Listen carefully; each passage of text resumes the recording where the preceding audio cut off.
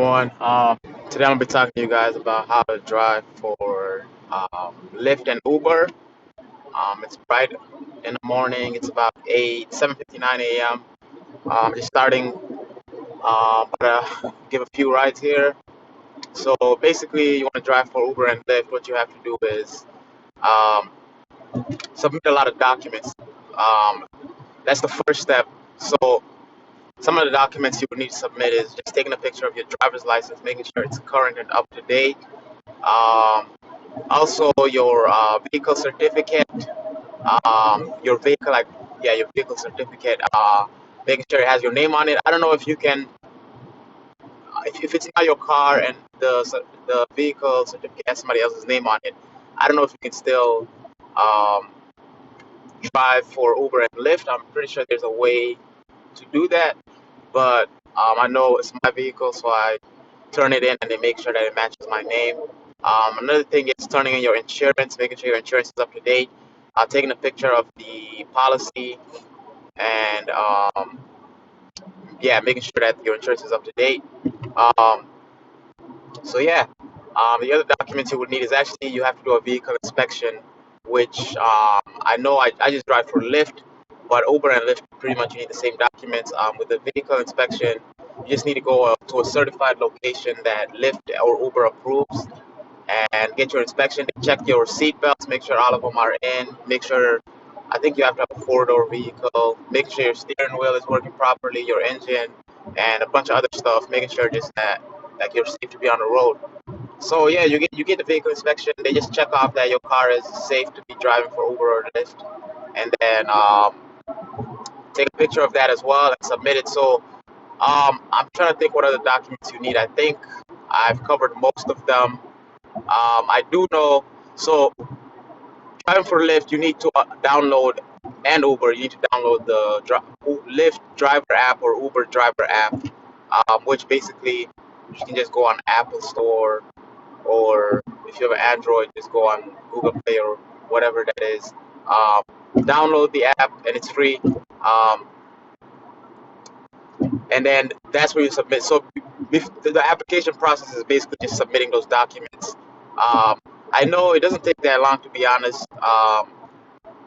When I submitted my documents, so I drove for Lyft about a year ago.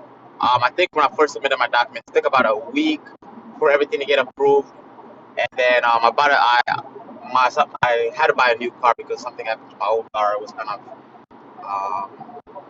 not the best car, but I bought a new car, and it took me about 6 months before I started driving for Lyft again. But this time the process was it was about the same actually.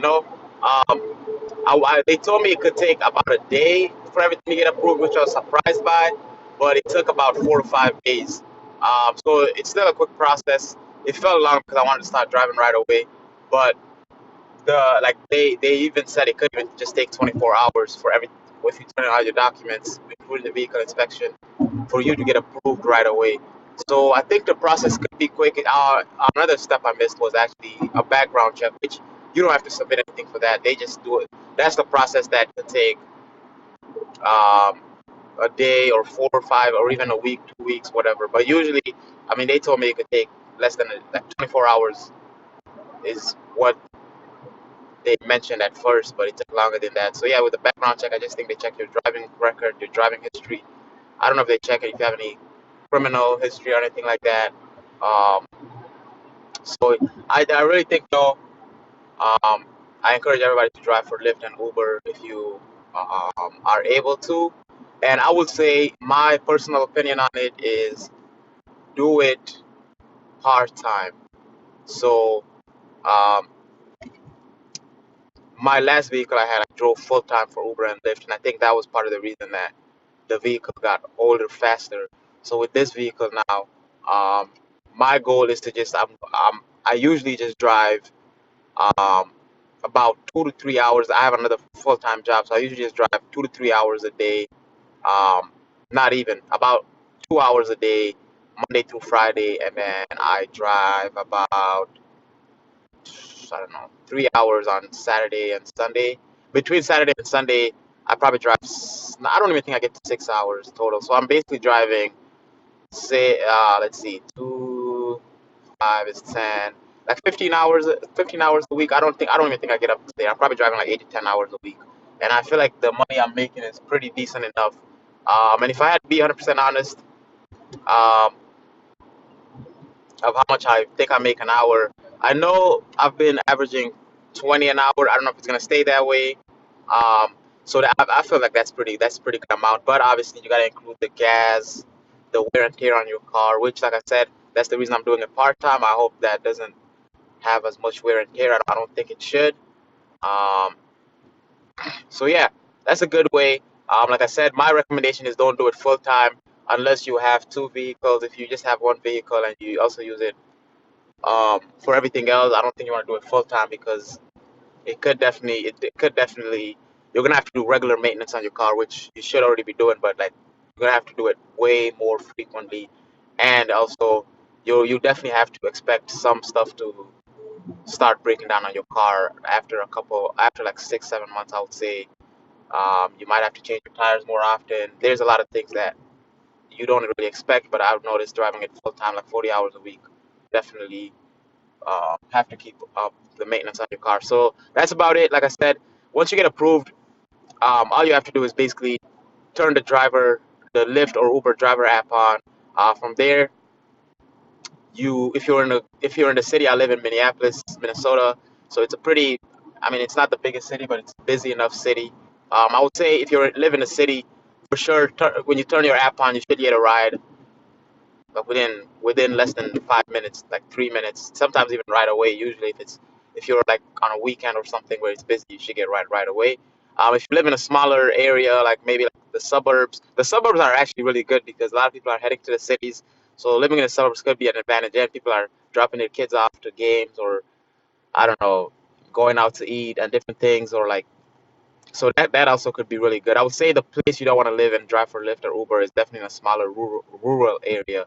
Um, if there is city buildings around or there is, yeah, it's like looks like it has some work businesses around and like a lot of restaurants, a lot of activity in that area, you'll be fine to drive for Uber and Lyft in that area. If it's like a small town where there is not much going on and you can't really find like a grocery store or like a business anywhere close by, um, then it could be kind of hard. So the good thing about living maybe in a smaller area is if you do get a ride, most likely it's going to be a really long ride. I've noticed that.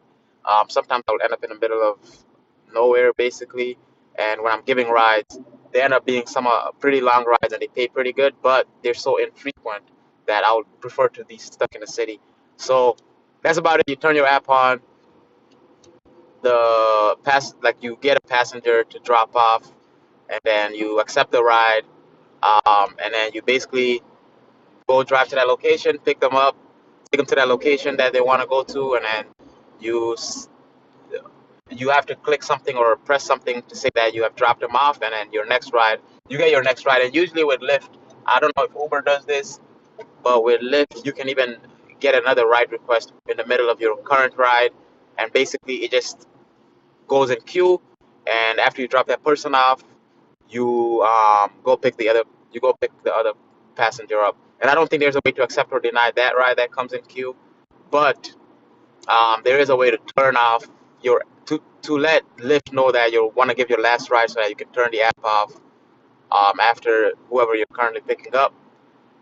So I mean, I think yeah, it's really good. I mean, um, you can pick your own hours. That's a good thing, and you definitely do have some flexibility. But like I said, I would say I wouldn't do it as a full time job. I would just do it as a part time job. But your circumstances and the way you look at it could definitely be different. But that's my take on Lyft and Uber. And like I said, I don't know about Uber, but Lyft so far has been paying me pretty good. Obviously, if you account gas and other things, it's not as high. It probably might be like 17 an hour or around that, maybe a little lower. So I'm not exactly sure on the math, but like from what I've noticed so far, it's about 20 an hour, and I'm pretty sure it varies a lot. I've been driving maybe like late in rush hour times, so that's definitely helping me out. And like I know on weekends when people are going out, that's a good time to drive. Um, so yeah, That's all I have. Let me know in the comment section what you guys think. If you guys prefer driving for Lyft or Uber, or you guys don't think it's a good idea, let me know what you guys think.